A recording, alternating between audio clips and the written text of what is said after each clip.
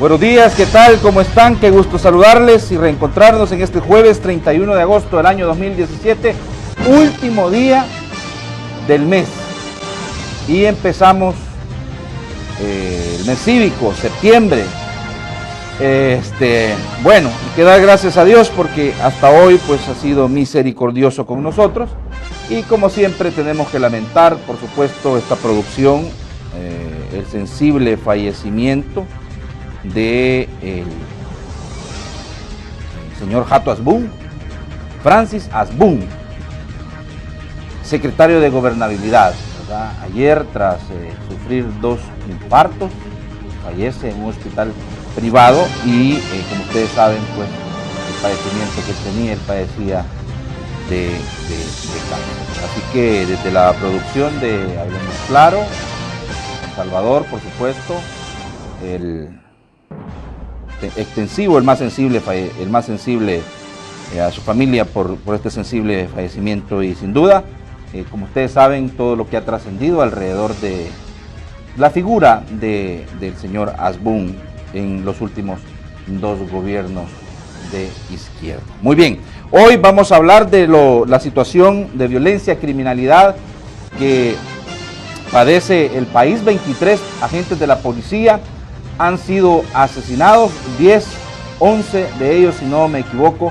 en la última semana, y eso es la complicación, porque pues muchos están hablando de guerra social, así lo han definido, pero las autoridades aún no se atreven a poder establecer un escenario de ese tipo. En medio de esto, por supuesto, las denuncias de abusos de derechos humanos, abuso de poder, inclusive algunas ejecuciones extrajudiciales de parte de elementos de la Policía Nacional Civil, un aparente grupo de exterminio enquistado en la Policía Nacional Civil, que se hace a través de una publicación periodística, de un diario digital, de un portal digital.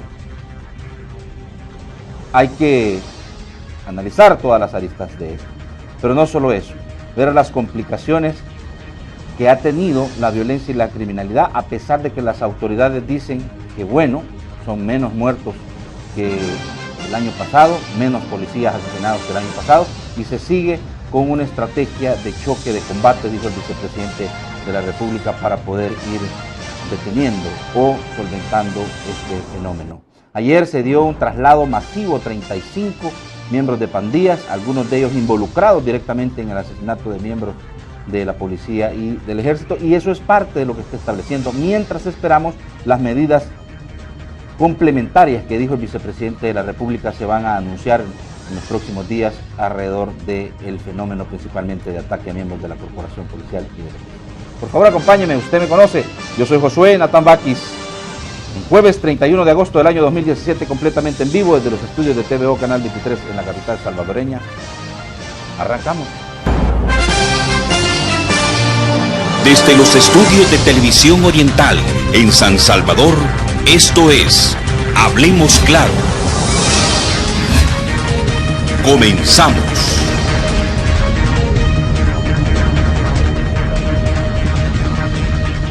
Bien, estamos ya. Y que agradezco grandemente su sintonía. Quédese con nosotros, interesante programa que vamos a hacer esta mañana.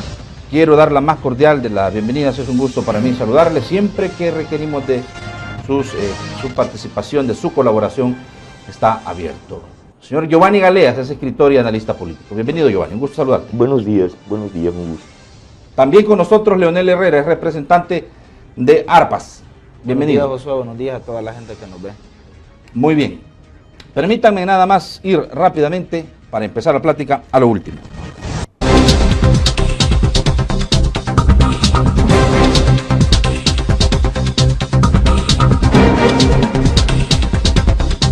Muy bien, la imagen que ven en pantalla corresponde al asesinato de un motorista de la ruta de microbuses 41A que fue asesinado por supuestos pandilleros en las últimas horas.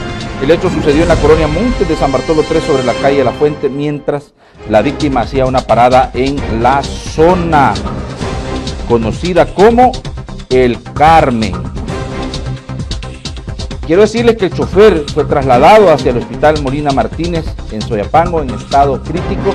Sin embargo, pues lamentablemente ya llegó al nosocomio sin signos vitales. El motorista fue identificado como Jonathan Stanley Rivera Tolentino. Así, este caso está relacionado con el cobro supuestamente de la mal llamada renta, como que un atraso ahí de parte de la cooperativa, y se da este ataque para amedrentar a los empresarios. Eso es lo que ha trascendido, digo, todavía no es una versión oficial de parte de las autoridades. Muy bien, lo otro que tenemos para presentarle en lo último, el operativo policial en Cojutepeque para dar captura a varios sujetos pertenecientes a la banda denominada como Los Brothers, que se dedicaban al robo y hurto de vehículos. Estos son los delitos por los que están siendo procesadas estas personas que fueron detenidas en la madrugada: hurto de vehículos, posesión y tenencia de placas de circulación y delitos de agrupaciones ilícitas. Las detenciones se realizaron en Cojutepeque, mayormente. Uno de los principales cabecillas fue capturado en esa zona, y también otros allanamientos se realizaron en la zona de San Salvador y su periferia. Varios meses investigó la policía a esta supuesta estructura dedicada al robo y hurto de vehículos, que operaba, según las declaraciones de las autoridades, a nivel nacional. De las 16 órdenes de captura, 8 fueron efectivas, mientras otras fueron intimaciones, es decir, los sujetos ya están en distintos penales sumándole otros delitos. La Fiscalía dice tener suficientes pruebas para procesar a estas personas que han sido detenidas. Muy bien, gracias.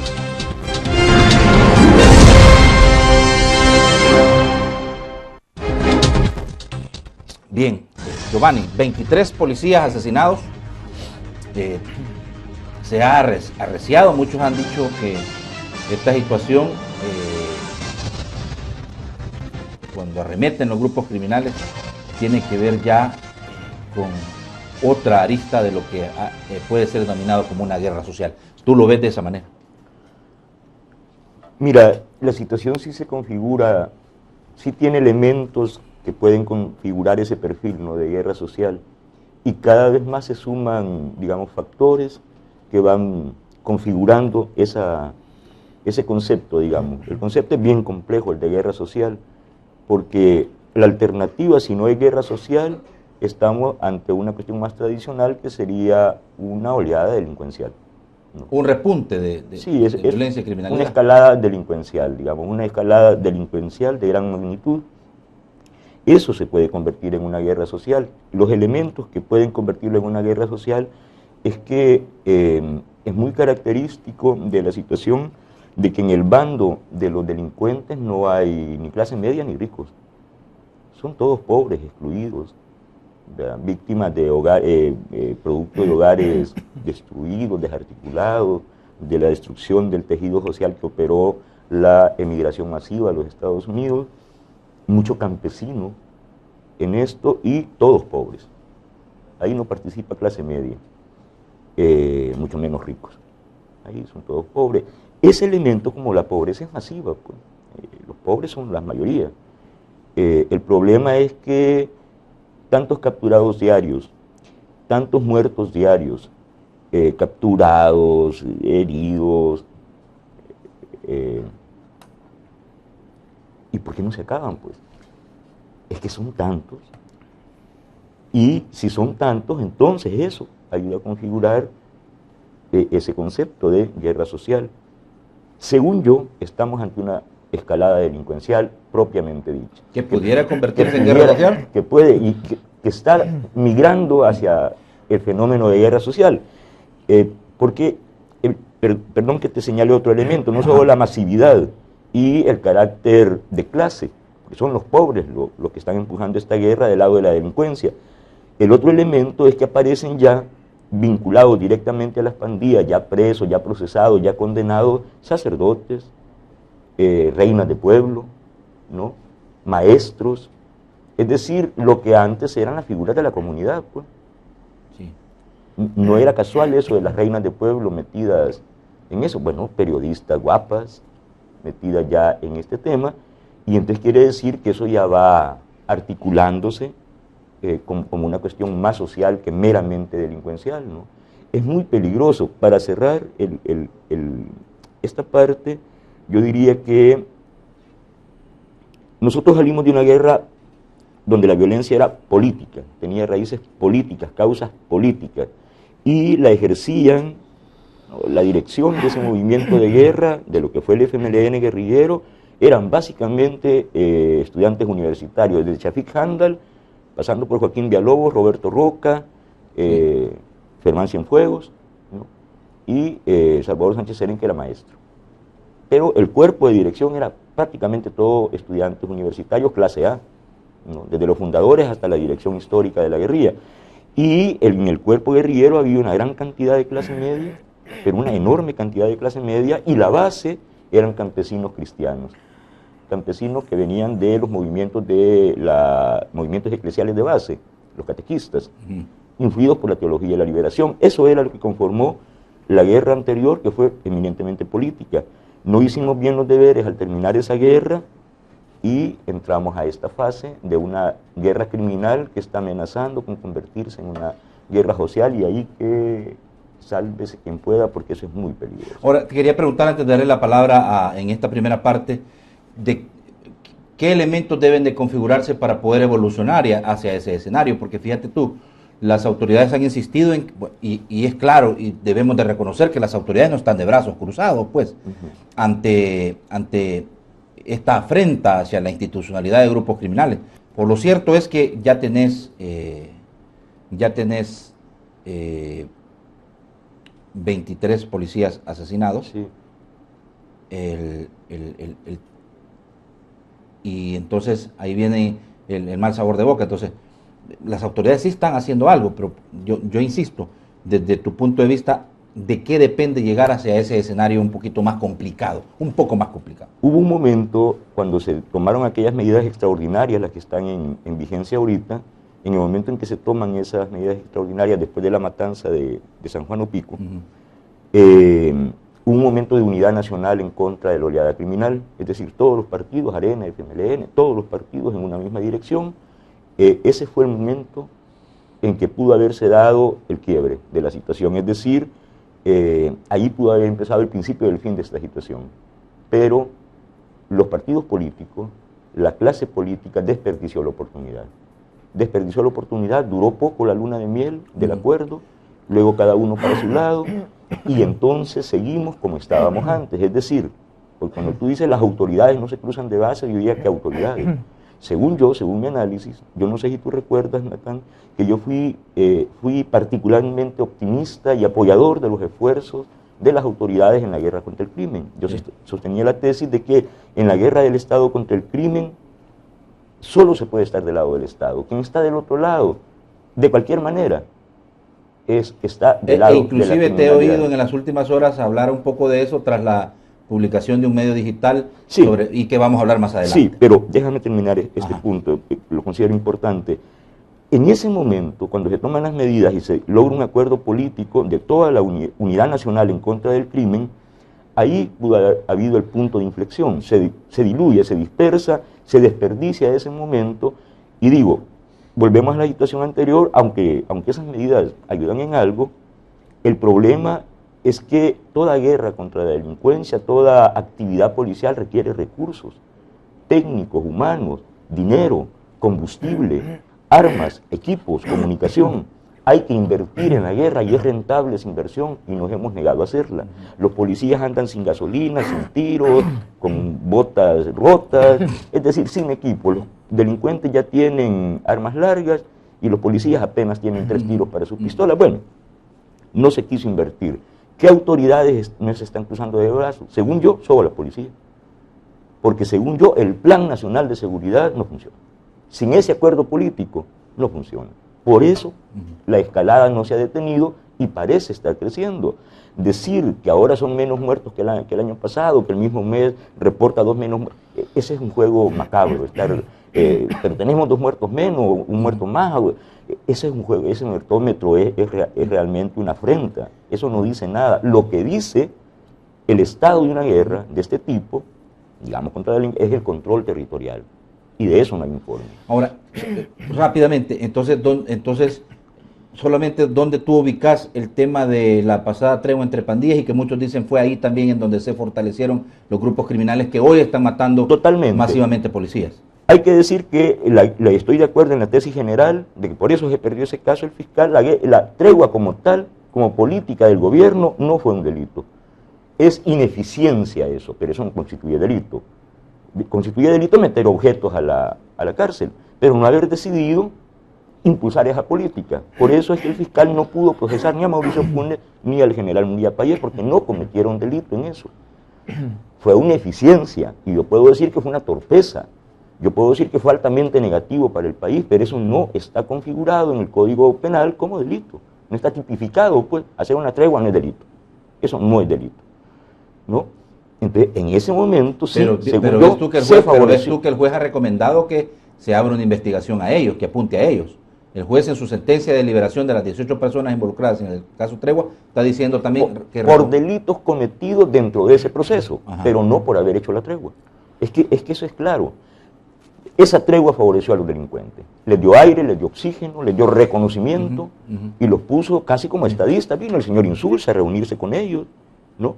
El reconocimiento público, sí. El reconocimiento. Bueno, ahí en la iglesia... bueno, que dentro de la tipificación se puede decir la beligerancia, ¿verdad? Casi se les dio la beligerancia.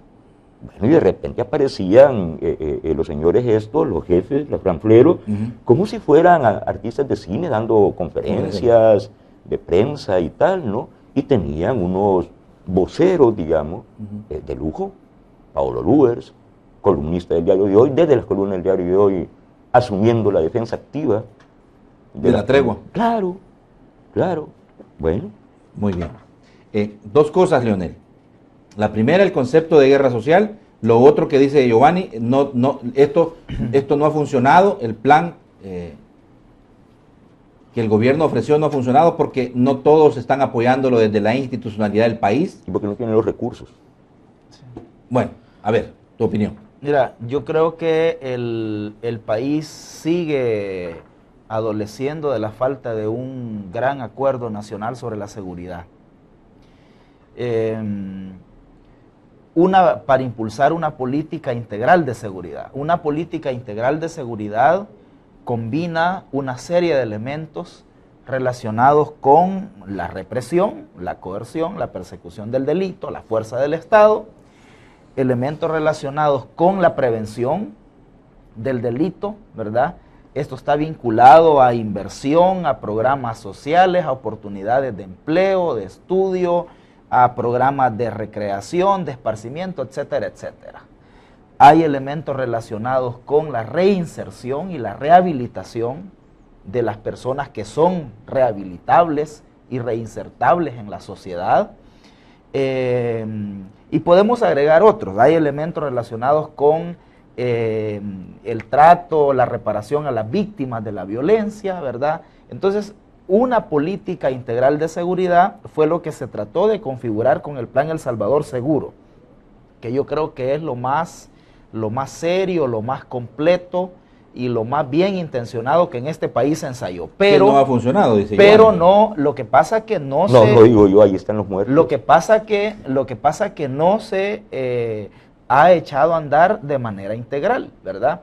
La política de seguridad del gobierno, dada la situación de emergencia, la oleada delincuencial, la escalada delincuencial que ha habido, ha optado por centrarse en el componente represivo, ¿verdad? Y se han dejado de lado los demás componentes, o si no se han dejado de lado, por lo menos no tienen el énfasis que tienen los aspectos del elemento represivo, ¿verdad? Fundamentalmente por falta de recursos, ¿verdad? En este país se necesitan, bueno, el Plan El Salvador Seguro, según el PNUD, necesitaba para implementarse $2.000 millones, ¿verdad? que suena una cifra astronómica, pero si uno revisa, es la evasión de impuestos durante un año, según instancias como Oxfam o como el propio Ministerio de Hacienda. Bueno, Oxfam dice que son 1.800 millones, la UCA dice que son 1.500 millones, pero cifras del propio Ministerio de Hacienda dan cuenta de unos 2.000 millones de dólares de evasión al año. Entonces, el punto es que se necesita esa cantidad de dinero para poder implementar un plan integral. Entonces, lo que hemos tenido es una estrategia centrada en el componente de la represión, el gobierno sin los recursos para poder trabajar en estos otros ámbitos, y eso es lo que tenemos ahora, ¿verdad? La violencia genera más violencia, ¿verdad? Por el asesinato de los policías, ¿verdad? Es una respuesta de las pandillas por el ataque fuerte del Estado hacia las estructuras de las pandillas. Entonces, aquí se necesita nuevamente poner a la discusión la necesidad de un gran acuerdo nacional, ¿verdad? El problema de la represión es que contiene momentáneamente, pero como dice Giovanni, bueno, si los detienen, los meten presos, matan a muchos además, ¿por qué es que el problema continúa? Porque precisamente necesita de la actuación. ¿Cómo vas a llegar a una comunidad solo con la policía a reprimir si ahí ya hay redes de subsistencia, ¿verdad? Con la extorsión, o sea, es un fenómeno social, ¿verdad? Donde está inserta la familia, bueno, usted mencionaba actores que ahora aparecen también ya involucrados. Entonces, si no hay una mirada, una apuesta integral, y si no hay una decisión de país de hacer la inversión que se necesite, ¿verdad? Para poder prevenir, para poder atender a las víctimas de la violencia, para programas de reinserción, el problema va a continuar y vamos a tener esta dinámica, ¿verdad?, de el Estado tratando de contener, y probablemente va a estar conteniendo el problema, pero no lo vamos a resolver. Yo creo que hay que salirnos de la lógica represiva. A mí me entristece, por ejemplo, cuando veo en la Asamblea a diputados como el presidente Guillermo Gallegos decir la contribución especial, el dinero que se recoge del impuesto a la telefonía va a ser únicamente para la represión, que sea solo para la represión y no para la prevención. Yo creo que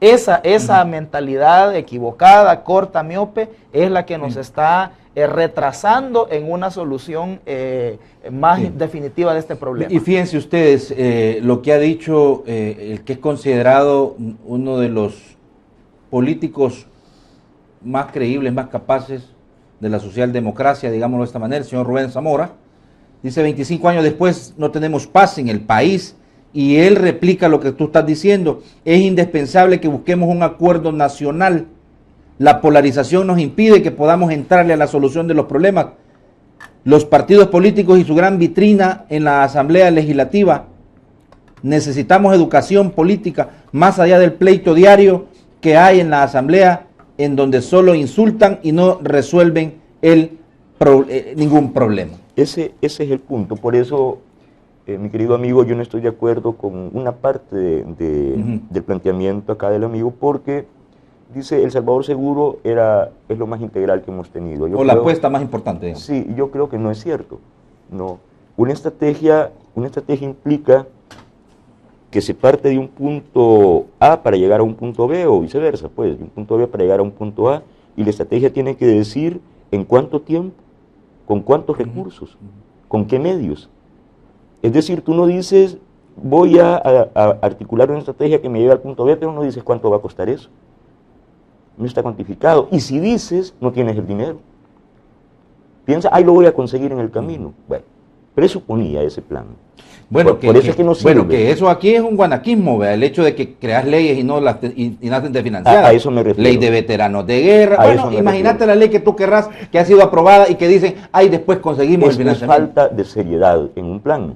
Por eso ese plan, El Salvador Seguro, es un concepto falso. Esa estrategia nació muerta, porque no tenía financiamiento. Las estrategias no se hacen así.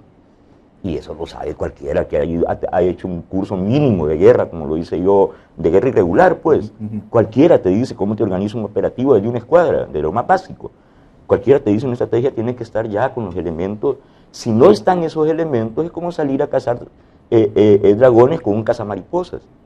Tú no vas a cazar dragones con un cazamariposas, es absurdo. No, bueno, entonces dices, voy a empezar esta guerra, pero no tengo fusiles. Ahora, pero también Leonel dice, bueno, como no ha habido ese acuerdo y no ha habido financiamiento, lo único que le ha tocado, porque tú has reconocido eso también, que la única que en este hecho de no estar de brazos cruzados, los únicos, decís tú, que no están de brazos cruzados son la policía. Sí, porque pero dice Leonel, pero es que no ha quedado alternativa. Porque las otras partes del plan no han funcionado, no solo por no estar financiado, sino porque la estrategia no está clara. No es verdad que el plan seguro era un plan integral, no era un plan bien pensado. Mira, hay pocos especialistas reales en seguridad en América y en América Latina, muy pocos. Uno de ellos es Joaquín Villalobos, que es salvadoreño, y es alto consejero de eso, del gobierno colombiano, del gobierno brasileño, del gobierno filipino, hasta en África ha estado trabajando en resolución de conflictos y asesorando, porque será que los colombianos lo buscan para enfrentar el problema, no solo de la delincuencia, sino también del narcotráfico y también de la guerrilla. Bueno, es que nadie es profeta en su tierra, ¿verdad? Bueno, pero en una situación desesperada echas mano de lo que tienes, sí. ¿no? Por ejemplo, de este señor, de Rubén Zamora, Ajá. ¿no? Le dicen, mire, ayúdenos con su experiencia. ¿Qué pasó? Disculpa, ¿qué pasó? Que cuando se tuvo la oportunidad de... Todo esto pasaba, ese plan solo era viable mediante un acuerdo político, en eso él tiene toda la razón. ¿Y que se suponía que había ese acuerdo? ¿Quién impulsa el acuerdo político? Sí, todos, la sociedad y los responsables somos todos. No es cierto. Constitucionalmente el responsable de eso es el presidente de la República. Y el presidente dijo, si usted se acuerda, amigo, el presidente Sánchez Serén dijo al inicio de su mandato, cuando asumió, yo voy a ponerme al frente del problema de la guerra contra la delincuencia. Voy a estar al frente. Y lo primero que hizo fue nombrar un delegado, que era el señor Jacabún. Y el vicepresidente de la República también. Y el vicepresidente después. Pero no está al frente del problema. ¿Y qué pasó cuando sí hubo una posibilidad de unidad nacional? Que el FMLN, el gobierno del FMLN, debieron ser los que lucharon, tendrían que haber luchado para mantener ese acuerdo de unidad nacional. Así era posible conseguir ese dinero que hacía falta. ¿Por qué? Porque la comunidad internacional te da dinero si este país se pone un poco serio, pero la carabina de Ambrosio no le va a pedir dinero a nadie porque eso es informal. Eso es como tirar pisto a un vacío, a un saco sin fondo, ¿no? Cuando no hay seriedad, pues, cuando hay los pleitos que se dan aquí, lo dice bien Rubén Zamora, cuando lo que hay es un pleito permanente en la asamblea y como dicen, perdón la expresión, ¿verdad?, pero se ha vuelto tan popular que ya casi parece, es tan vulgar la polarización que una vez Salvador Samayoa la definió como una discusión política que se reducía a decir puta vos, puta yo, puta vos. Ahí termina todo. ¿Y cómo se le echa a andar un plan integral? Eso nos ha llevado a la situación en la que estamos, por eso la situación no se resuelve, y los policías allá andan solos a fuego y saliva, sin gasolina, sin tiros, arriesgando heroicamente sus vidas, poniendo sus vidas en esa batalla, prácticamente solitos. Leonel. Mira, yo solo dos cositas.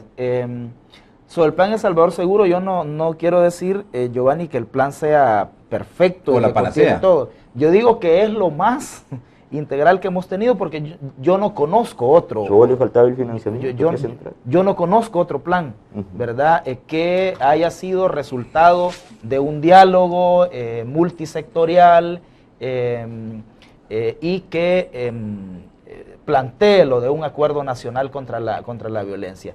Y lo otro es que a mí me parece que es cierta la crítica, yo comparto la crítica de la falta de liderazgo del presidente de la República en este y muchos temas. Este gobierno tiene un serio problema de conducción política desde el liderazgo presidencial.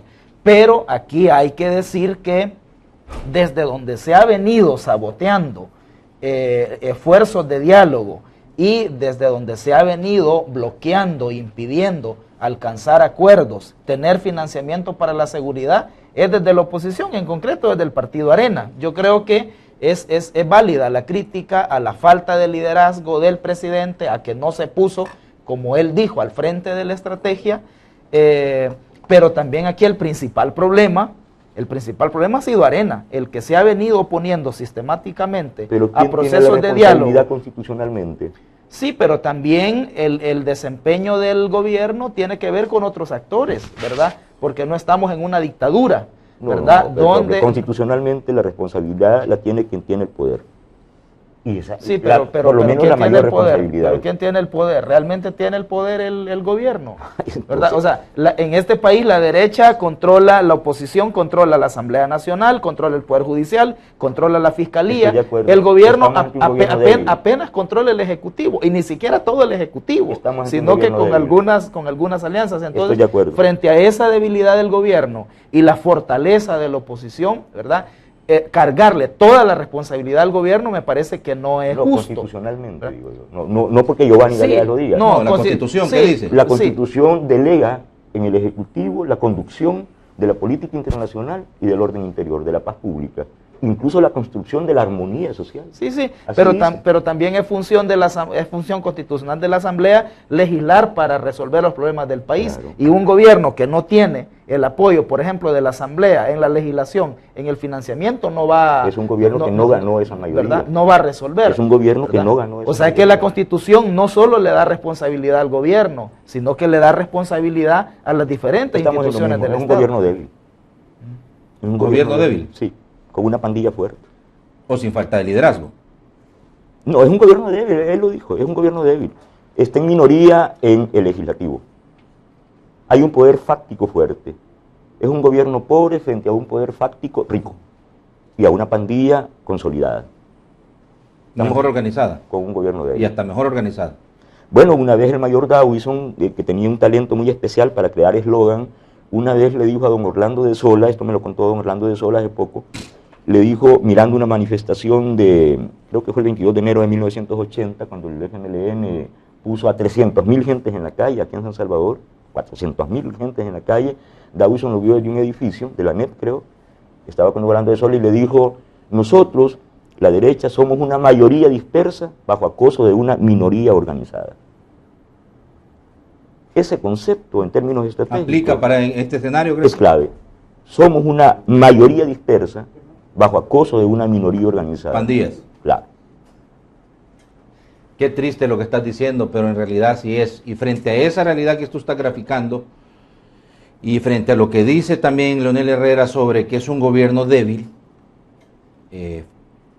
algunos dicen también con falta de liderazgo, entra al escenario la petición de lo que se debe de hacer, porque cuando tú tenés un escenario como de este tipo, pues lo que tenés que hacer es actuar, pero para actuar en el Estado como tal hay que tener articulación, porque constitucionalmente hay separación de poderes, pero tú sabes que también hay un deber de trabajar coordinadamente para sacar adelante el país. Es un mandato constitucional. Exacto, pero es lo que no se hace. Claro. Fíjate tú lo que estaba diciendo el fiscal general de la República, al reclamarle a los diputados principalmente, pero también al gobierno. Sí.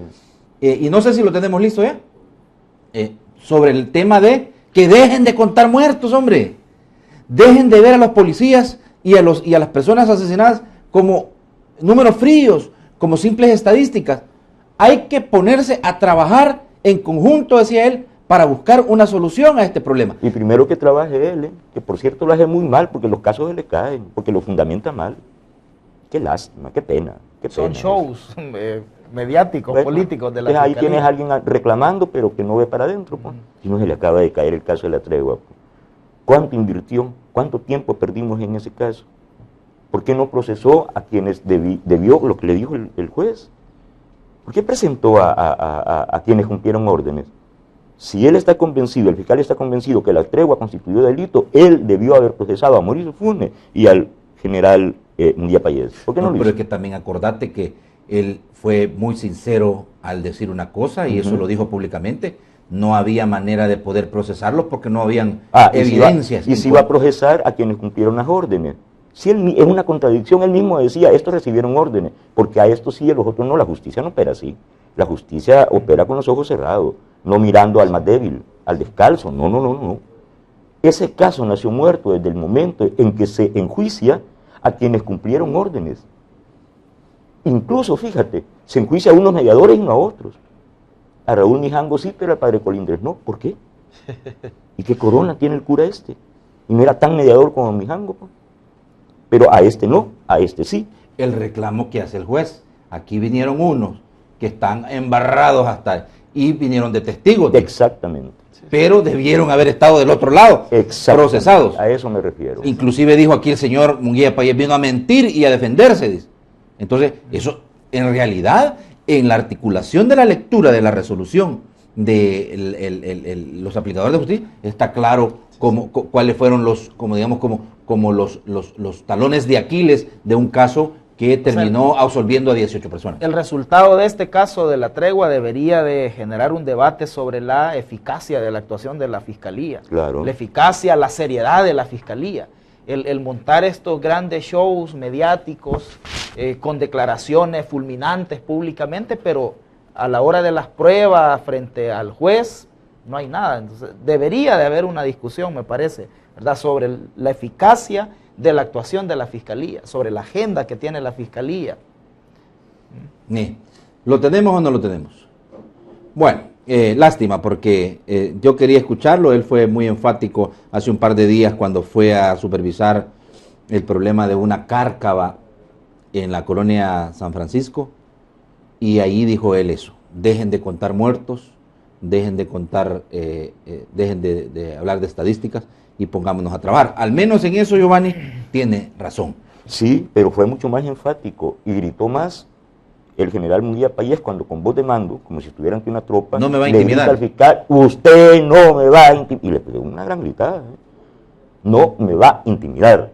Y se lo está diciendo el ministro de Defensa. ¿Y el pleito de quién es? Del fiscal general de la República, garante de la legalidad del Estado, con el ministro de Defensa, garante de la seguridad del Estado. ¿Y quién garantiza aquí la seguridad del Estado? Pues la integridad territorial y la soberanía nacional. El ministro Munguía Payés como cabeza de la Fuerza Armada. ¿Y quién garantiza la legalidad del Estado? El fiscal general. Se van peleando. Y los salvadoreños, bien, gracias. Bien, gracias. Muriendo. ¿Compartís eso? Sí.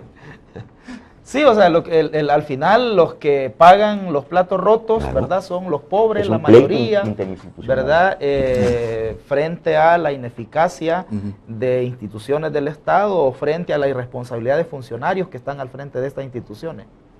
Sí. Bueno, llegamos a la misma conclusión.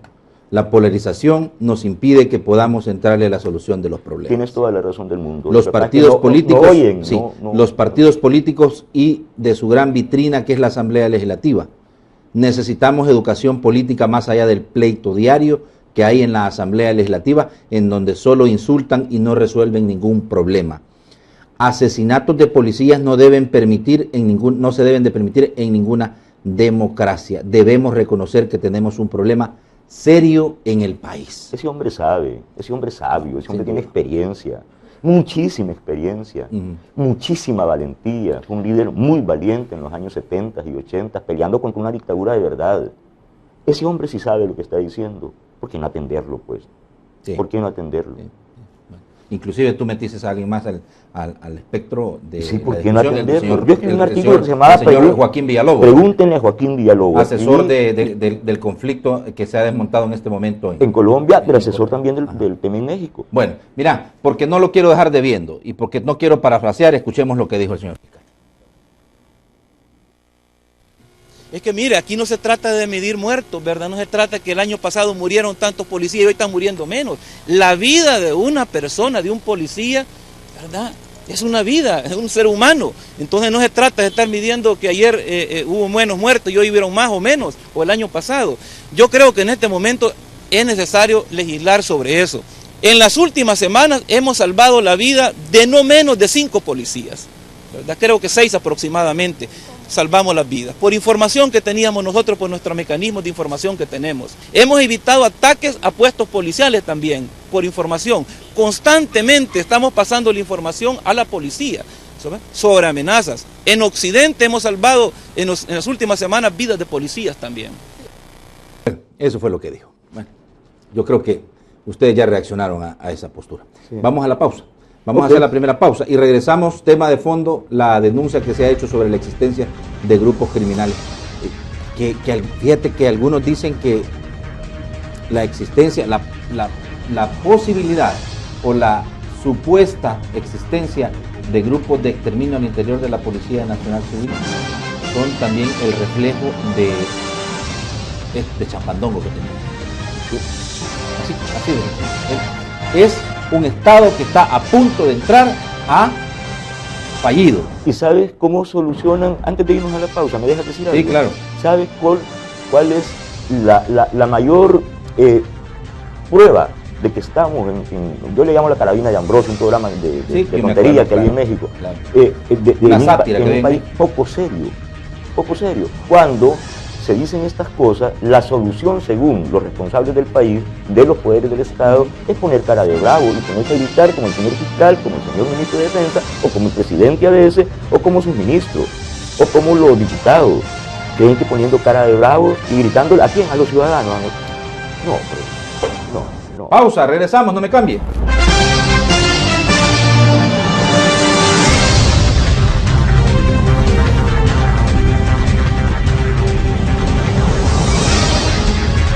Vaya, vaya, llegó el nuevo Más y está más pulido.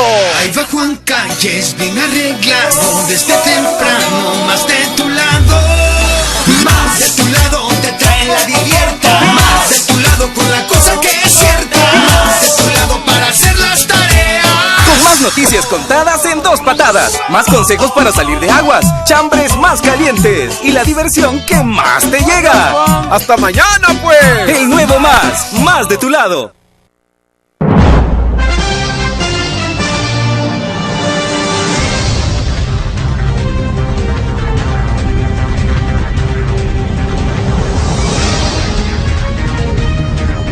Estamos de regreso y bueno, empezamos la discusión porque muchos consideran que también la posibilidad de que existan grupos de exterminio al interior de la corporación policial, como se ha denunciado en una publicación periodística, el supuesto hecho como tal de que esto sea una realidad, porque el director de la policía ha dicho que hay 4 personas que han sido detenidas y están siendo investigadas internamente. El fiscal general también ya dijo que se había ordenado abrir una investigación en referencia a esto. Resultado, como digo, de esta publicación periodística que se ha hecho. Por muchos dicen que también todo pasa por este mismo desorden que tenemos y en el que no hay coherencia de la clase política para ponerse de acuerdo y sacar adelante al país con los desafíos que tiene el país. ¿Tú lo compartís? Hay unos periodistas que andan más perdidos que María Luisa Landín en aquel bolero, Amor Perdido. Totalmente perdidos. Tienen una campaña desde hace mucho tiempo, El Faro, Factum, que son en la misma bolita de periodistas, ¿no? Son la misma generación, todos vienen de la prensa gráfica y son lo mismo. Se intercambian, hay roles y tal. Bueno, eso es altamente irresponsable. Mira, ¿quién fue la voz más autorizada, según las autoridades fiscales, en el proceso de la tregua? ¿Cuál fue la base del proceso de tregua? Un señor criminal que se llama Nalo. ¿Ah? Al cual no le dieron ningún crédito en su testimonio. Sí, bueno, pero un imputado, un criminal, que empezó a embarrar a medio mundo y dijo media cosa, y al FMLN, y a Aren, y el que iba pasando, y el Papa también, y él bien contento, ¿no? Esa fue la base de la incriminación, el testimonio de ese criminal. ¿Cuál es la base de la acusación de la revista Factum? Un criminal que se llama rastreador, sin rostro. ¿No? Lo ponen ahí con un volado tapando de la cara, que habla típicamente como los mareros, ¿no? Y acusando a que yo vi cuando el policía lo mató, ay, que no sé qué, va, y él vio todo. A ese sí le creen, a Howard Cotton no. A Nalo sí le creyó el fiscal. ¿Y por qué esa tendencia? Mira, Natán, siempre que hay una guerra, el tema de la guerra es tema de la fuerza, es desatar la violencia, es un tema de fuerza, de eso se trata. La guerra no se tira flores uno con otro, son balazos. Siempre que hay pólvora, siempre que hay machetes, siempre que hay voluntad de quebrar, cuando el objetivo es quebrar la voluntad de combate del adversario, eso se hace mediante la fuerza, y desatas el dispositivo de la violencia, siempre va a haber daños colaterales. Es imposible disparar y no correr el riesgo de matar a un inocente, alguien que iba pasando, una niña, un niño. Es imposible. Pero ahí se está hablando hasta de violaciones. Sí, tortura, violaciones. Y dice, como aquel titular famoso del Faro que decía, la policía asesina en San Blas o masacra en San Blas. Así, la policía masacra en San Blas. aquí la policía tortura, viola, ¿qué la distingue de las pandillas? Pues según ese titular de facto, nada, nada. ¿Y quién lo dice? Rastreador. Ah, bueno, es que también hay uno, sí, hay otros indicios. Sí, cuando hay fuerza, cuando hay batalla, cuando hay uso de armas, siempre va a haber exceso de fuerza. Lo que tienen que hacer los jefes es moderar, es investigar, es sancionar, es procesar y condenar a los responsables de violencia. Howard Cotto es un muchacho que yo lo conozco muy ético, como muy eficiente, como guerrillero primero y como policía después, ¿no? Yo no creo que se pueda aceptar el mote de violador, torturador y que él impulse eso. Cada vez que sucede algo así en la policía lo investigan, lo procesan. Sí. Hay Bueno, bastante, como están haciendo en este momento. hay bastantes grupos, no son 4, son bastantes los que han sido procesados por ladrones, por prevaricadores, por no sé qué, bueno, investigaciones internas.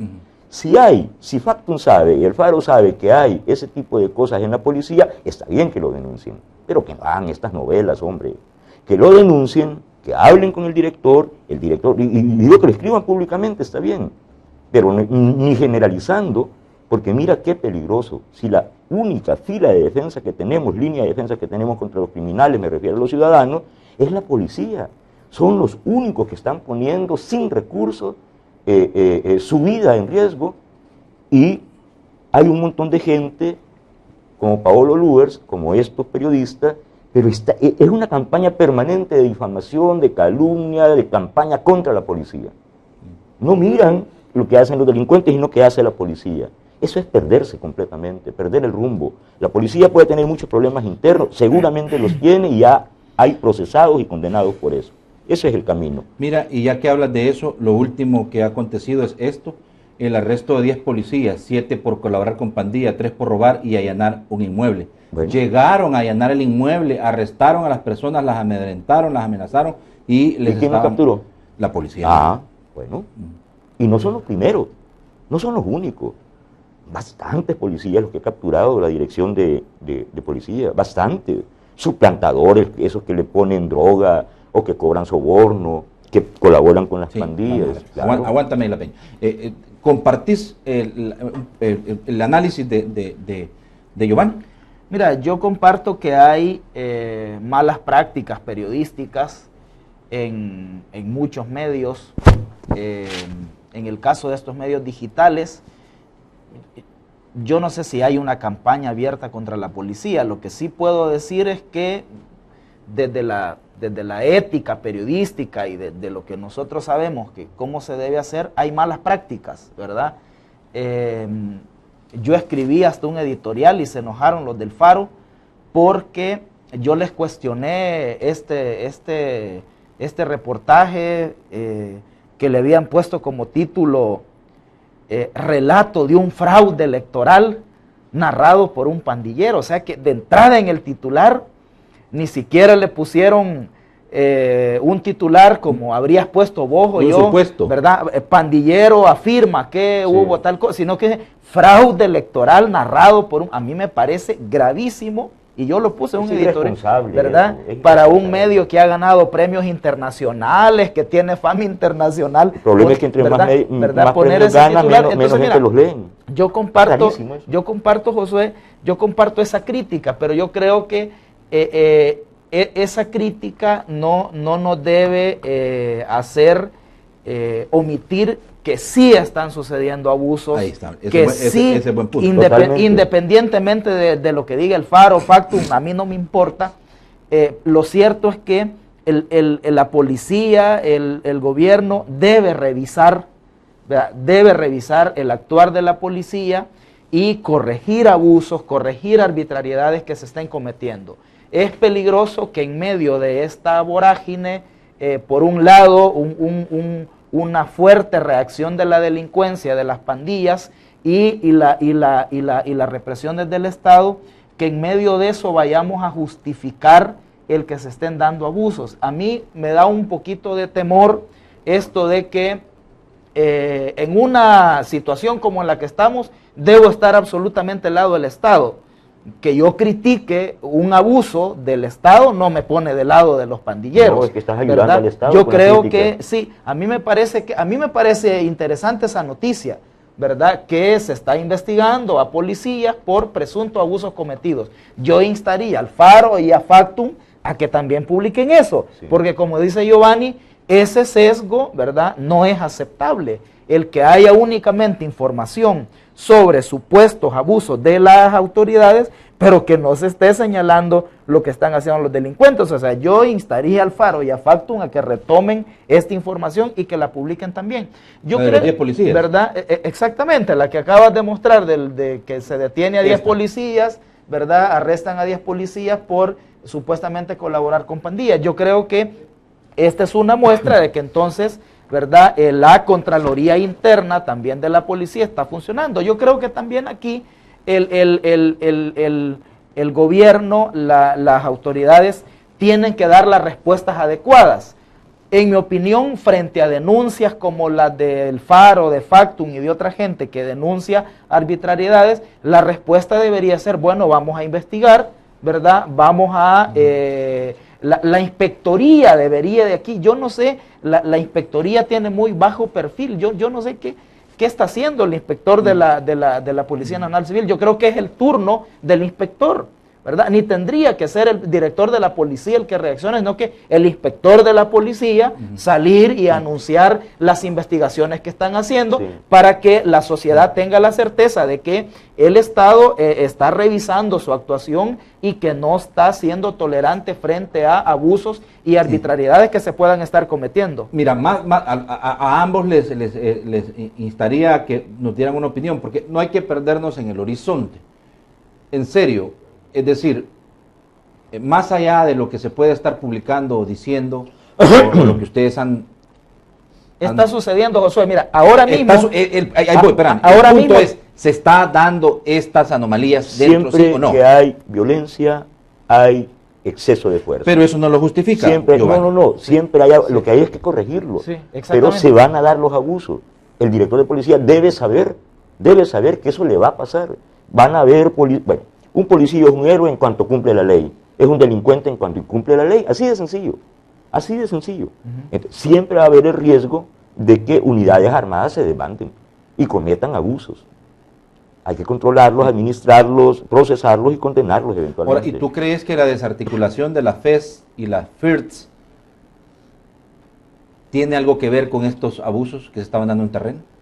No sé, No, yo no sé. no sé. Lo que yo te iba a decir como prueba de O sea, es una especulación, pues, Sí. pero trasciende todo esto, el tema de abusos, el tema de la posibilidad de que no se esté respetando los protocolos para poder intervenir en situaciones como el hecho de llegar a una comunidad que Howard está... Cotto dijo que se trataba de un reordenamiento táctico. Yo le escuché decir eso, yo le creo a él. No tengo por qué no creerle al director de policía. Sí. Bueno, y también el otro elemento es que los 4 policías que internamente han sido detenidos y están siendo investigados formaban parte de las fuerzas El Salvador, la FES. Sí. O sea, de lo que se trata es que se corrija, ¿verdad? Claro. De lo que se trata es que la policía corrija, ¿verdad? Abusos, arbitrariedades. Lo que yo te iba a decir es que ahora mismo hay un caso en el Centro Judicial Isidro Menéndez, se va a llevar a cabo hoy una audiencia en un caso donde jóvenes de una comunidad de Cabaña, de Santa Marta, han estado siendo, fueron detenidos arbitrariamente. Ahí hay una mala praxis de la policía, de la fiscalía y del sistema judicial, ¿verdad? Entonces hay muchos casos así donde hay que decirlo también, no es solo una mala praxis de la policía, ¿verdad? También aquí la policía, también la fiscalía, también el sistema judicial, de eso se trata, de corregir. Y aquí las instancias de Contraloría Interna, en el caso de la policía, la inspectoría, tienen que funcionar, ¿verdad? Y hacerlo público, decirle a la gente, estas investigaciones se están haciendo, ¿verdad? Porque si no, la impresión que se puede tener públicamente es que escondiendo algo. ¿verdad? Que están escondiendo algo, que están tolerando, Sí. ¿verdad? Y yo creo que eso no es conveniente para la credibilidad de la policía, ¿verdad? Y para el respaldo ciudadano que las autoridades necesitan tener en esta lucha contra la delincuencia. Miren, a fuerza de ser honestos, yo no veo complacencia de la autoridad de la policía, de la dirección, para solapar este tipo de cosas. Se lo digo con toda la honestidad. Sí, yo tampoco creo. Yo no puedo decir que el señor director está solapando esto o es cómplice de esto. No es así. Claro está. Hay problemas, hay dificultades. Una organización que casi tiene 40,000 elementos, ¿sí? Entonces yo creo que lo que se debe de, como ustedes están haciendo ustedes están haciendo la recomendación, es de que si esto está existiendo, no se deje crecer más. Yo te hago una pregunta a ti como entrevistador. Ajá. ¿Me permites hacer Claro. una pregunta? Y aquí al amigo Rafael, hago una pregunta. ¿Ustedes creen, y voy a usar nombres propios porque ya los dije, y además a veces hay que hablar así, ¿ustedes creen que Paolo Luers, columnista del diario de hoy, está más cerca de las autoridades, de la policía, que de las pandillas, o no? ¿O que es al revés, que él está más cerca de las pandillas que de la policía? Porque él fue uno de los que inició esta denuncia.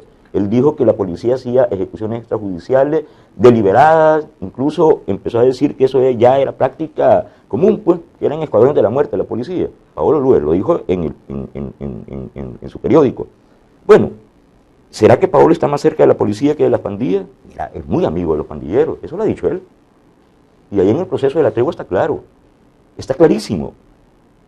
La gente del Faro, ¿a quiénes usa como testimoniantes? Siempre. ¿Cuál fue la base de ese reportaje Policía Masacra en San Blas? Unos testimonios de unos supuestos mareros sobrevivientes de esa supuesta masacre. A los pandilleros les dieron fe, a ellos sí les toman el testimonio, a los policías no les creyeron, pero a los mareros sí, a los criminales sí. Bueno, igual ¿Cuál es la fuente de facto? El del supuesto fraude también. Sí, ¿y cuál es la fuente de facto ahora con esto de la que violan, que no sé qué? Un rastreador, un marero. Entonces, ¿por qué será, pues? ¿Por qué será que se da esta situación? Yo esa pregunta les quería hacer, si ustedes creen, para mí eso está claro. La situación es delicada, es complicada, hay que decirlo de la siguiente manera, de lo que se trata también es del abordaje de estos temas, pero de alguna forma para evidenciar que si existe un problema, se debe de corregir. Totalmente. Se debe de corregir. Totalmente. Y tampoco es de que, porque como estamos en medio de una convulsión social, estamos en medio de casi una anarquía, ¿verdad? No podemos justificar que se den este tipo de cosas. No. Lo comprenderán, ¿verdad? Totalmente. Muy bien, vamos a la pausa y regresamos. ¿Qué les parece si hablamos un poco de ese gran acuerdo? Porque estaban diciendo que el señor Benito Andión ya había tirado la toalla, o al menos eso es lo que dijo el señor, bueno, aquí lo dijo en un programa que dirige William Menéndez, el señor... sí, pero también lo dijo Alberto Arene. Alberto Arene dijo que él había entrevistado a Rubén y Rubén le había dicho que ese proceso de mediación del enviado de las Naciones Unidas, el señor Benito Andión, había fracasado. Entonces, hablemos un poco de eso para ir a la conclusión, interactuamos con la gente del segmento de Opinión Ciudadana y vemos si hay comentarios en redes sociales para que también ustedes les den la respuesta del caso. No me cambie, regresamos.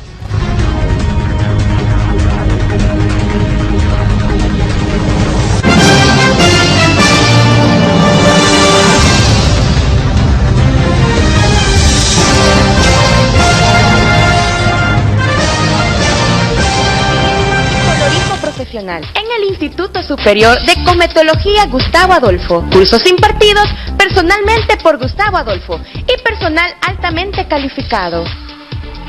Infórmate al 2515-0459 y 2124-0174 y consulta por nuestros horarios.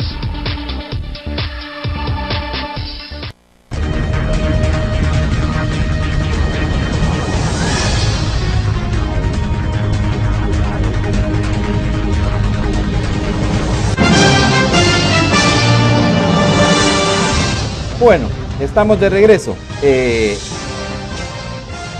Ha trascendido tras la visita del embajador de El Salvador en Washington, el señor Rubén Zamora, el tema de que ha fracasado la mediación del señor enviado a las Naciones Unidas, don Benito Andión, aunque el gobierno ya ha reaccionado a esta situación y ha dicho de que no, que esto continúa, pero de ser cierto, pues por algo lo dice Rubén Zamora, ¿verdad? Él está allá en la capital de los Estados Unidos, entonces él tendrá información de primera mano mejor que nosotros, pero implicaciones, o sea, ya no debería digo, entenderlo de esta manera, Giovanni, no debería de sorprendernos que otro esfuerzo termine en el fracaso?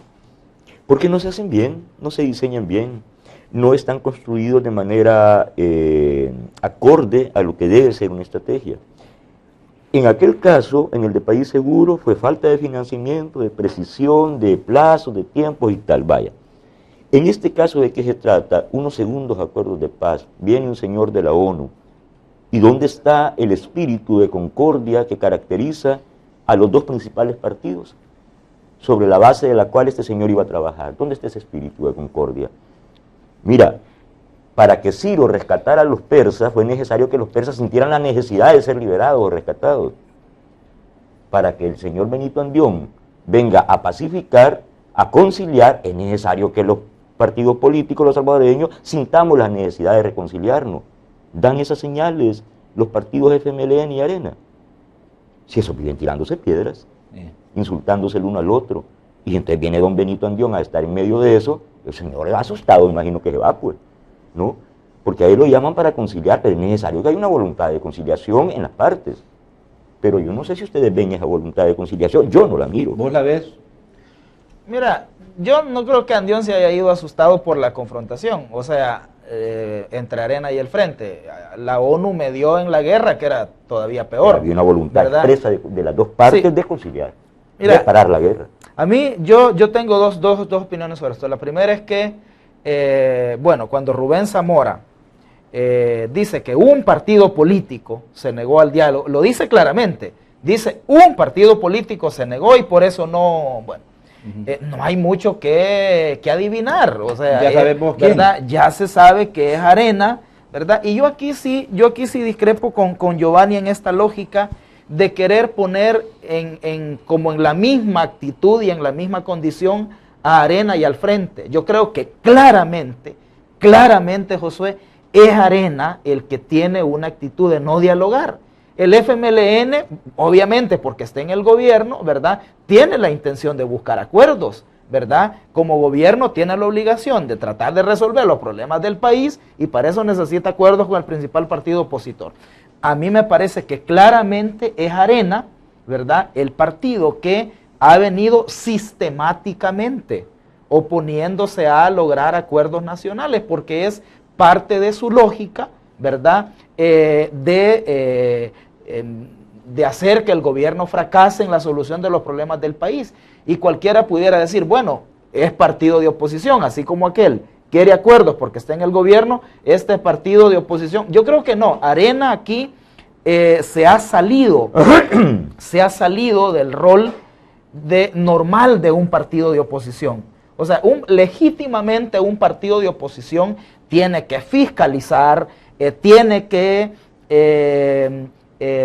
criticar, tiene que cuestionar al gobierno de turno, ¿verdad? Pero también, no oponerse a todo. Pero también tiene la responsabilidad de colaborar en la búsqueda de solución de los grandes problemas, ¿verdad? Entonces ahí Arena claramente se ha salido del rol normal de un partido de oposición y prácticamente se ha convertido en un actor de permanente sabotaje, de boicot, ya ni siquiera del gobierno, sino que de todos los esfuerzos nacionales. El problema de resolver la situación fiscal es un tema de país. Cualquier gobierno que asuma en el 2019 va a tener un serio problema si no resolvemos la situación fiscal. El tema de las pensiones. Cualquier gobierno, Arena, si estuviera Arena en el gobierno, estaría tratando de resolver el problema de pensiones porque es insostenible, ¿verdad? El problema de la violencia, evidentemente, si seguimos con este problema de violencia, el país no va a poder salir adelante. Entonces, estos grandes temas ya trascienden de la agenda partidaria, trascienden del rol de partido gobernante o de oposición y se necesita. Entonces, ahí es donde Arena no está, claramente con una actitud antipaís, en mi opinión, una actitud apátrida de no querer resolver los problemas que como nación nos interesan. Entonces, yo eso sí lo señalo, porque es bien peligroso, en mi opinión, y lo digo con todo respeto, no es que es la polarización, es las pedradas entre Arena y el FMLN. Yo creo que sí, en términos generales, esa lógica de polarización, pero yo creo que diferenciadamente hay que establecer la responsabilidad que tiene cada quien. Y en mi opinión, el partido Arena aquí tiene una actitud clara de sabotear, de impedir que hayan acuerdos nacionales, ¿verdad? Y eso está afectando al país. Una vez explicado el punto, con una muy clara explicación de acá del amigo Rafael, una vez explicado que Arena tiene la culpa, ya hemos solucionado el problema. ¿O seguimos el mismo problema? No, explicar no equivale a solucionar, Rafael. Este es el problema. Leonel, perdón. Explicar una situación no equivale a solucionar. Sí, pero es necesario. Permíteme, yo te dejé hablar. Permíteme. Bueno, ok. Aquí nos cansamos ya de la etapa de los diagnósticos. El problema de El Salvador es que estuvo gobernado 20 años por unos partidos irresponsables, entonces el FMLN está en una situación crítica, y el problema de los 20 años de Arena, y el problema de los 20 años de Arena. Bueno, eso no equivalió a solucionar el problema de El Salvador, y seguimos en el mismo problema. Explicar que Arena fue la responsable de la crisis nacional no resolvió el problema. Porque explicar no equivale a solucionar. ¿Por qué lo digo? Por lo siguiente, en la última encuesta de la UCA, que es una encuestadora muy seria, por cierto, aparece un dato. 68 de cada 100 salvadoreños no quieren que Arena regrese al poder. Pero 68 de cada 100 salvadoreños, por eso, porque Arena fue irresponsable y tal y tal. Bueno, pero 63 de cada 100 salvadoreños no quieren que el FMLN siga gobernando. ¿Cuál es la razón de la última parte? ¿Por qué no quieren 63% que el FMLN siga gobernando? Porque el FMLN fue bueno para explicar, pero no presentó soluciones. Y a un gobierno, yo no lo pongo ahí para que me explique la situación nacional, para eso está la academia, sino para que me dé soluciones. Soluciones. Y quien tiene la mayor responsabilidad de presentar soluciones no es el partido de oposición, es el gobierno. Es el gobierno el que tiene que presentar soluciones. Otra cosa es presentar explicaciones. A ver. No, es que claro, no resuelve el problema, Giovanni, explicar, pero sí es fundamental, en mi opinión, dejar las cosas claras. La propuesta aquí es que no vamos a resolver este problema, ¿verdad? Si no hay un acuerdo nacional, si cada quien no asume su responsabilidad con el país, si no se le apuesta a financiar estrategias integrales de seguridad, como el plan El Salvador Seguro, con todas las falencias que tenga, ¿verdad?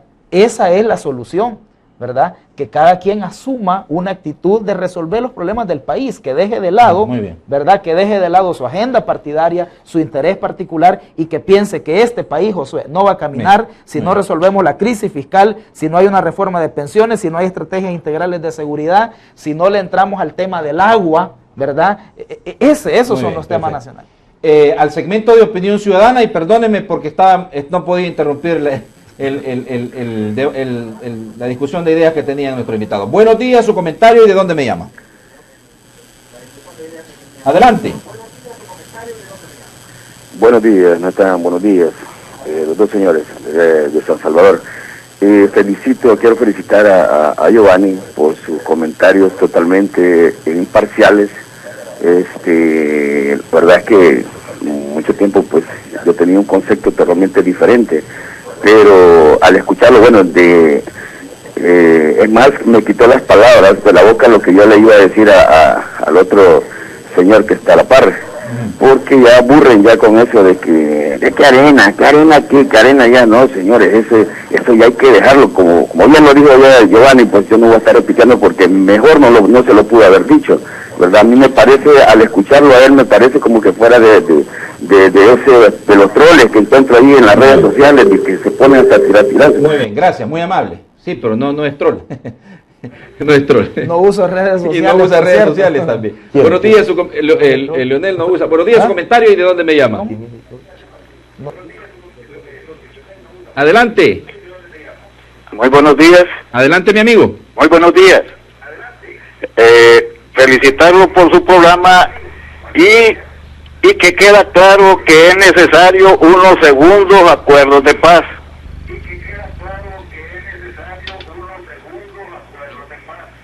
Porque solo se pararon las balas.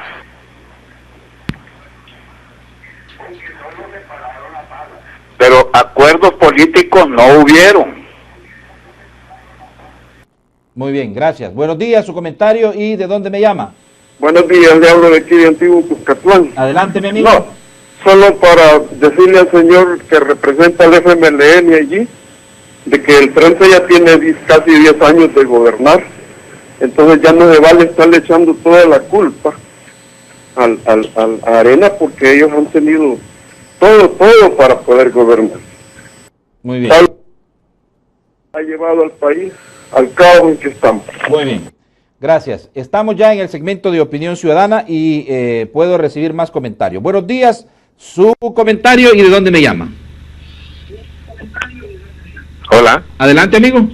Buenos días, Jonathan. El licenciado Gonzalo de Santa María, Usulután, te llama. Saludos a tus panelistas. Adelante, Gonzalo. Decir realmente de que aquí la responsabilidad la tiene el gobierno de imponer seguridad, de brindar bienestar social a toda la sociedad salvadoreña, porque por constitución le corresponde él gobernar, no echarle la culpa a otro.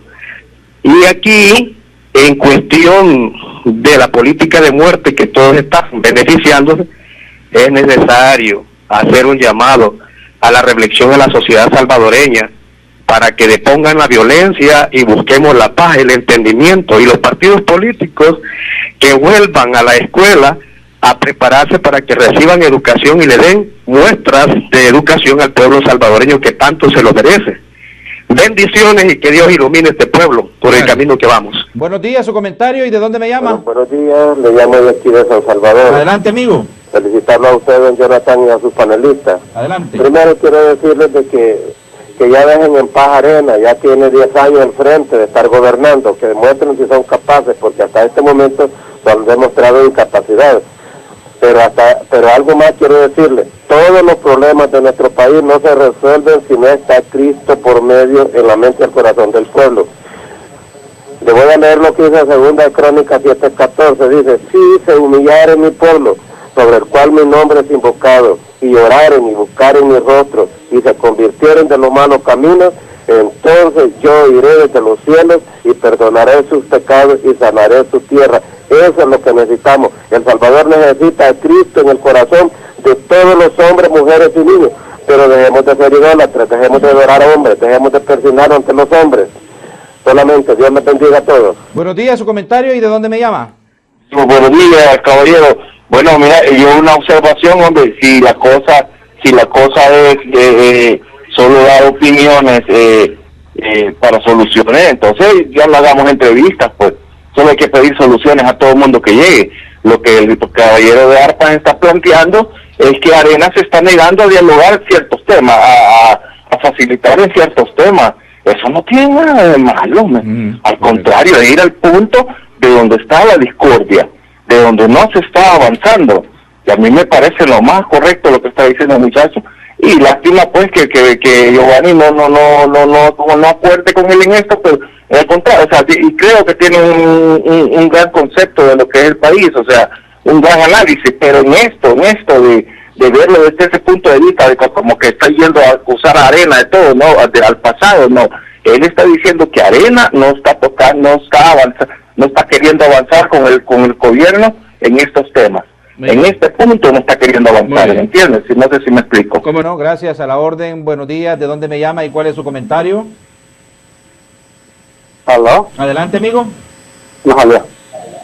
Adelante, amigo, adelante. Y que la solución que sería que mejor que los dos partidos salieran de afuera, porque ya tendrían que entrar otros dos partidos que no sean, que no estén, que sean enemigos, porque los dos partidos, eso es el y Arena son enemigos entonces. Sí.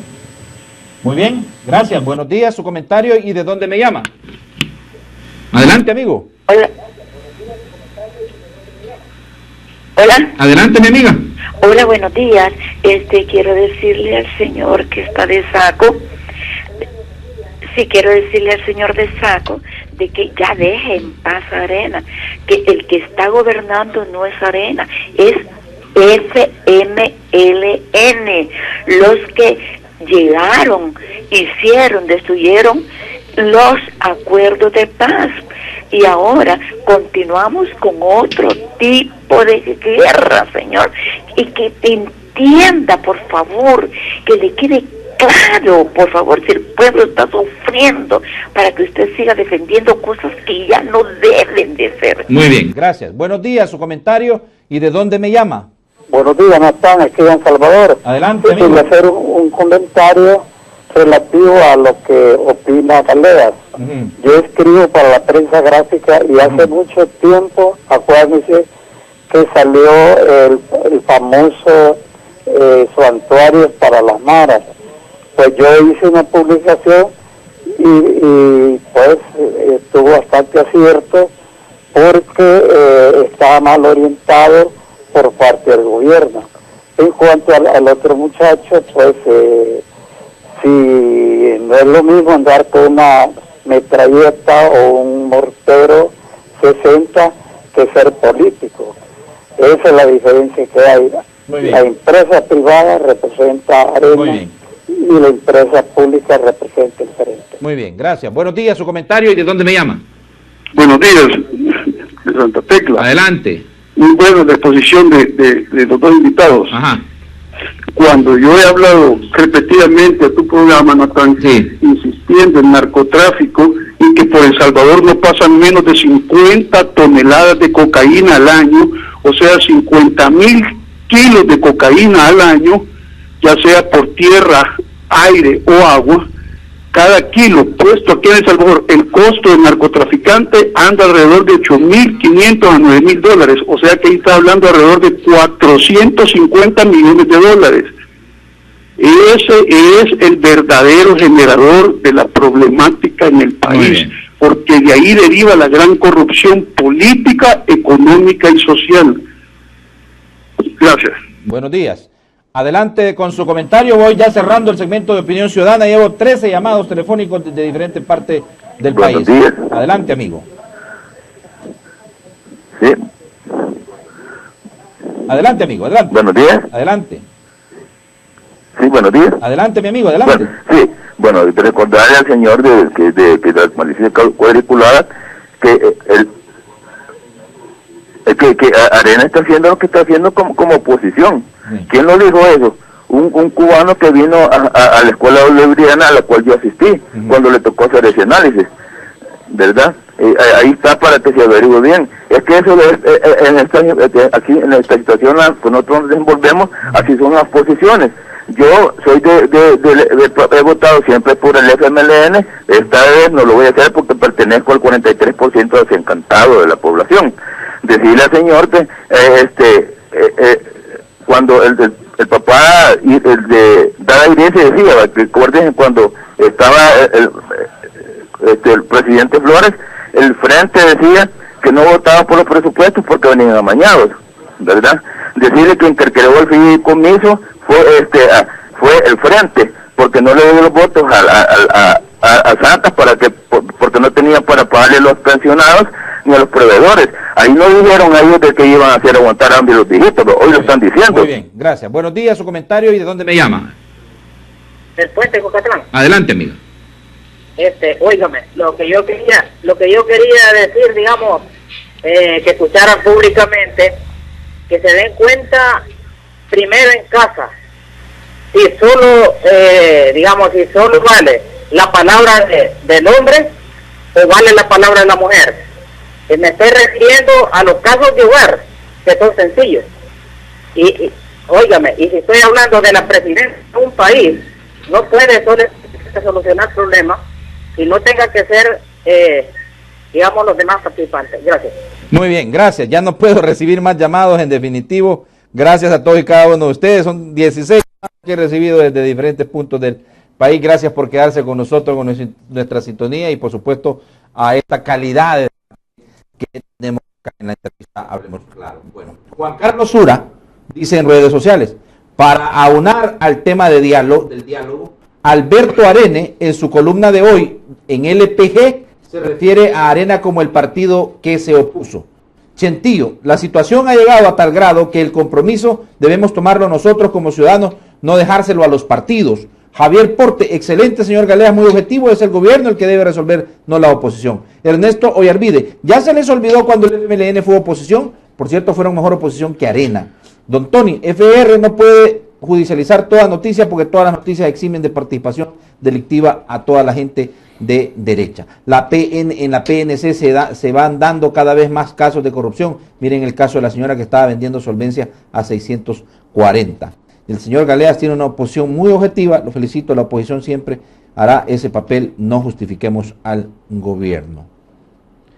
Le reclaman a Israel Chávez dice que le reclaman a la oposición por no aprobar préstamos para seguridad y los 23 nuevos impuestos y los 30 millones que den cuentas, dice. Vaya, a ver, Leonel, bueno, voy contigo. Para dejarle el cierre a... Cabal, para darle el cierre a... No, bueno, primero un saludo para toda esta gran teleaudiencia que tenés, Josué. Yo solo le aclaro dos cosas. Uno, no soy troll ni represento al FMLN, ¿va? Porque dos personas dijeron eso. Sí. Mira, yo creo que en el análisis es importante identificar a cada actor con su responsabilidad. Para mí ese es un punto fundamental, ¿verdad? En primer lugar. En segundo lugar, quisiera rescatar una opinión. Todas me parecen respetables, pero quiero rescatar esta opinión de que el problema de la delincuencia pandilleril no solo es un problema grave que nos afecta, sino que además nos sirve nos tiene concentrados y nos deja dejar en segundo plano otros problemas, ¿verdad? Este amigo que decía que no se está viendo lo del narcotráfico, ¿verdad? Que solo se ve el problema de las pandillas, pero no el problema del crimen organizado, narcotráfico. Yo creo que no solo eso, sino que otros problemas de país no los estamos debatiendo, Josué, porque estamos, ¿verdad?, concentrados en el debate en la violencia. Por ejemplo, yo estaba pensando, en este caso de la tregua, ¿cuántas páginas de periódicos se gastaron? ¿Cuántos debates en televisión hablando de este tema que era un show de la fiscalía, que era un tema caballito de batalla, en mi opinión, de sectores de la oposición? Y no debatimos, ¿verdad?, sobre otros grandes problemas que tenemos en el país. Aquí urge resolver el problema de las pensiones, urge resolver el tema fiscal, ¿verdad? Urge resolver el tema del agua. En este país nos vamos a quedar sin agua, ¿verdad? Entonces yo creo que ese es un tema que me parece muy importante, ¿verdad?, a tener en cuenta. Y este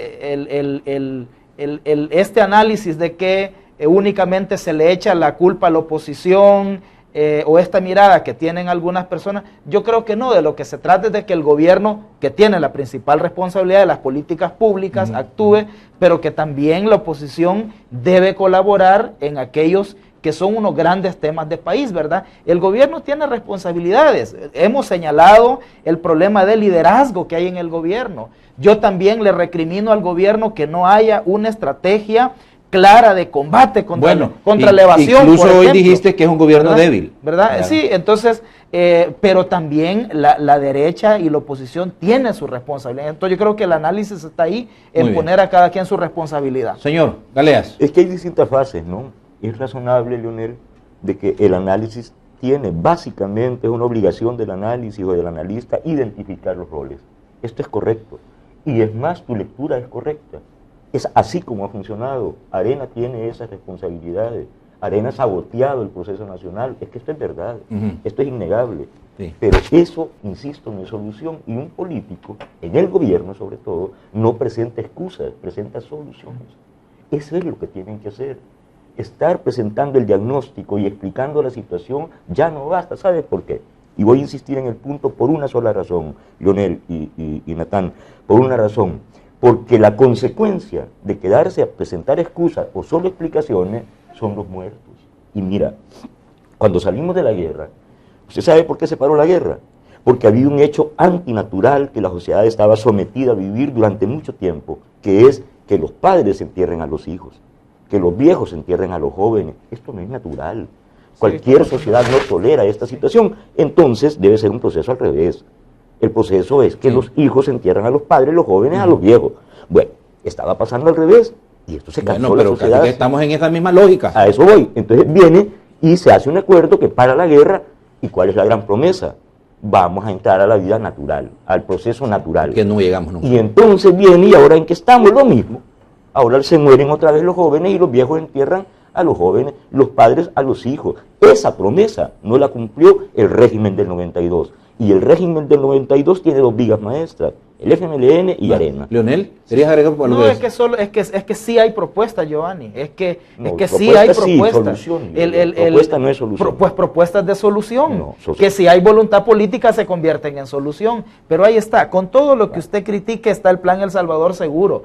Con todo lo que critique hay propuestas de ley de agua, hay propuestas de reforma de pensiones, o sea, propuestas hay. No, yo no creo que el gobierno solo se está quejando por la oposición de Arena. También hay propuestas. Yo creo que lo que se necesita es voluntad política para que se pueda implementar. Perfecto. Bueno, agradecerle a ambos la deferencia a poder estar con ustedes compartiendo. De verdad que agradable ha sido el debate.